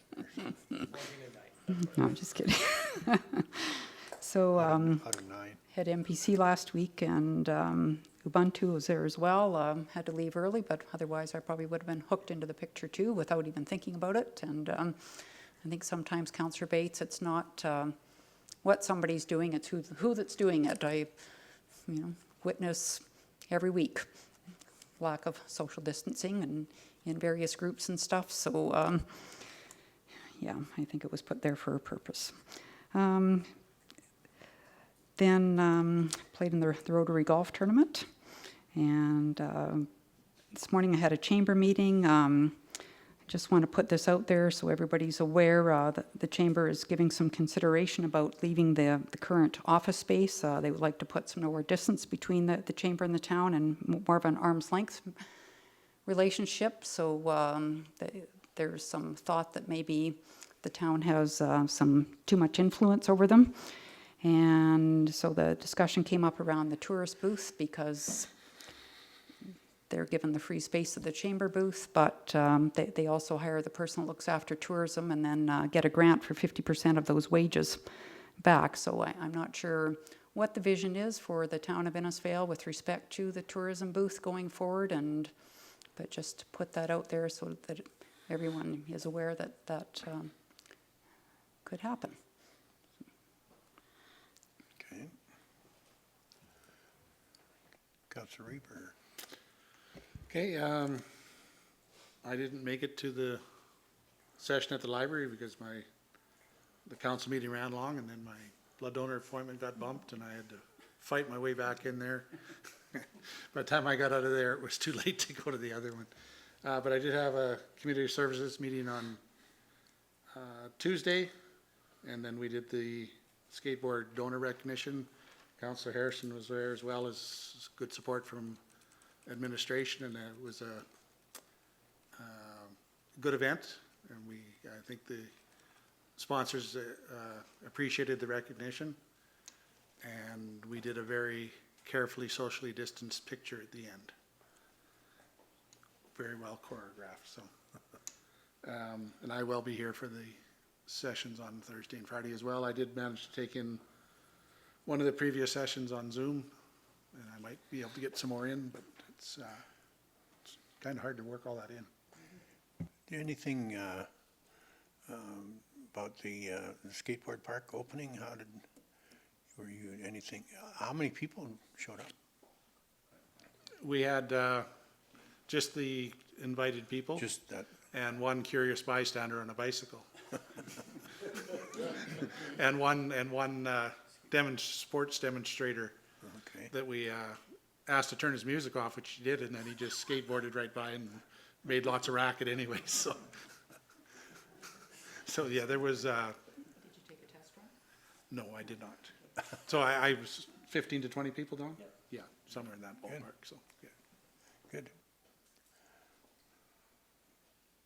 Councillor Harrison. I'm having issues with my mic button here, but thank you, Your Worship. I also attended the Welcoming Communities and Exclusive Communities last Monday, and I was part of that photo, and I agree 100% with Councillor Bates, it was very spontaneous. I must say the group and the leaders of that group were very organized when it came to COVID regulations. We had to sign in, they had sanitizer, we were socially distanced at our tables when we were participating in the workshop. We had to leave our phone numbers, they had masks. So overall, I believe they met what was required by Alberta health standards. But at the end, it was very spontaneous. It was a 30-second photo shoot. We were called to the front, and I think in the excitement of it all, we just sort of, it was poor judgment.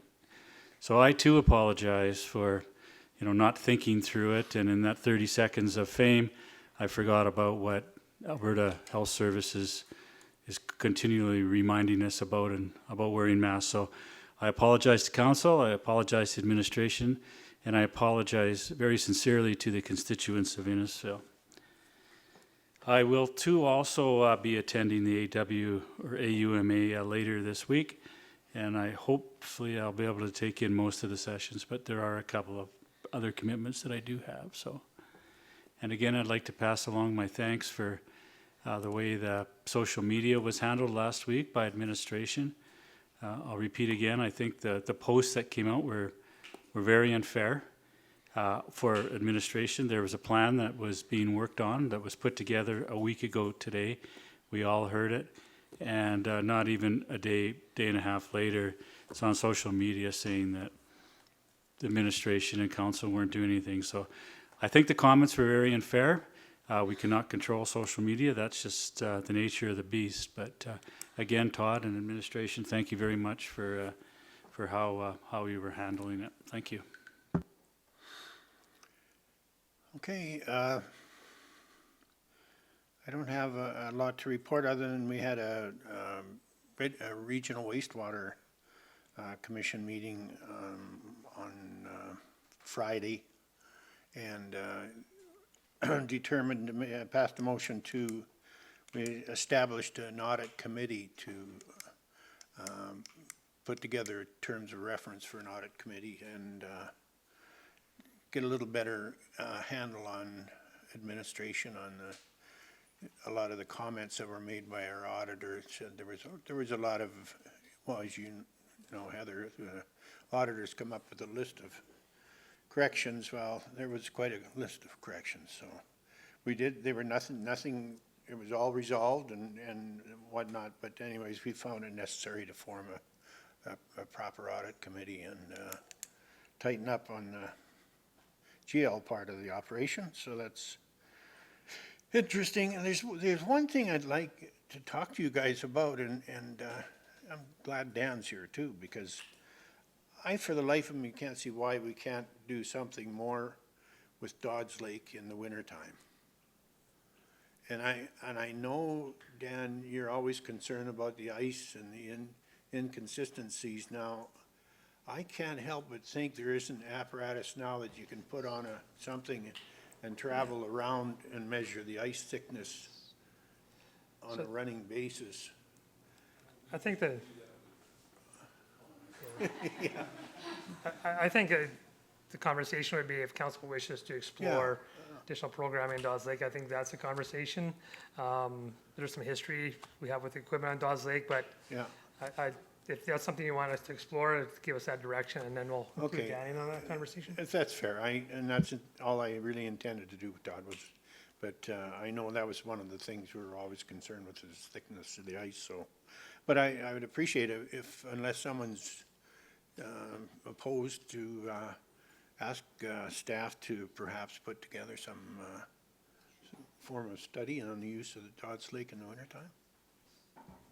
So I guess if that's what council wishes, great, and I already pushed back on council last week on priorities. If this is a priority, we'll come back to you and tell you where that can sit. Right now, our docket is full, but we can change the priorities based on your desire to do so. And maybe we'll come back to you and demonstrate what we're working on now, just so you can Yeah. see, and then you can readjust your priorities as you like. No, it's just a thought, and I just think it's got there is some potential there when I see everything going on at Sylvan Lake and other areas where we've got open space things going on. But anyways, that's all I had. I'm looking forward to Thursday and Friday. It'll be hopefully some interesting discussion, and I'll entertain a motion to move in camera. Unless, do you want to go around the room? Okay.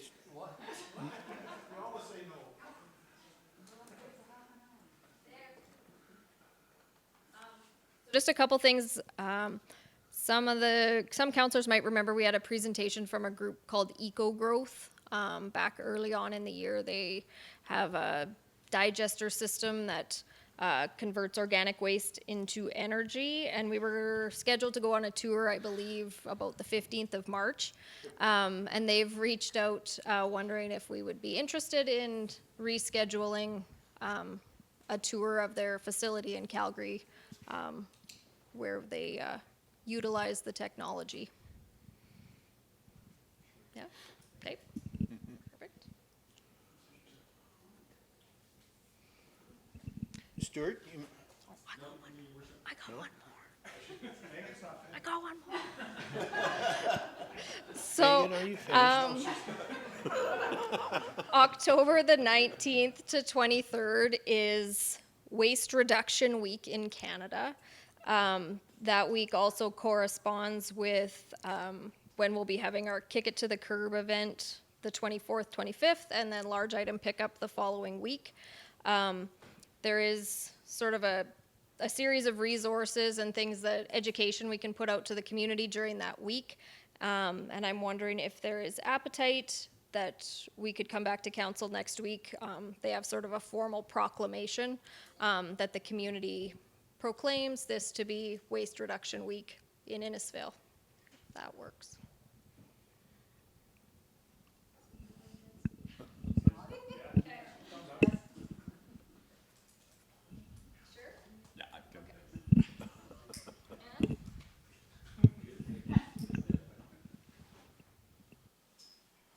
Steve, you got any? Karma? The Chamber's working on a small business conference, to be during Small Business Week. Small Business Week is the same week as your, Waste Reduction Week. Okay. So that's kind of what's going on at the Chamber. No worries. So, that's our next event there.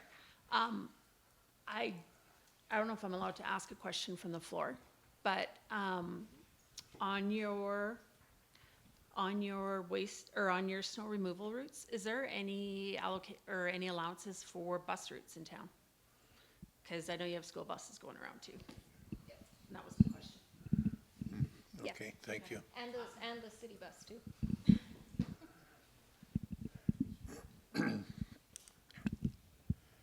And in case it does, it almost seems like that microphone's not working. It is working because I've gone online and it works very clearly online when it's turned on.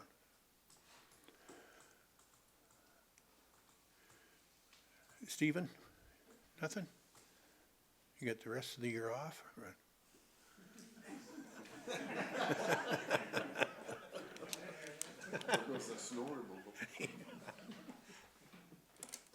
Okay, well, I guess that's around the table.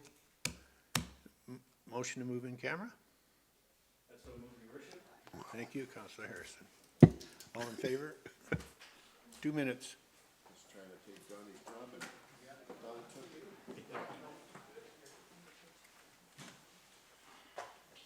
Scoop.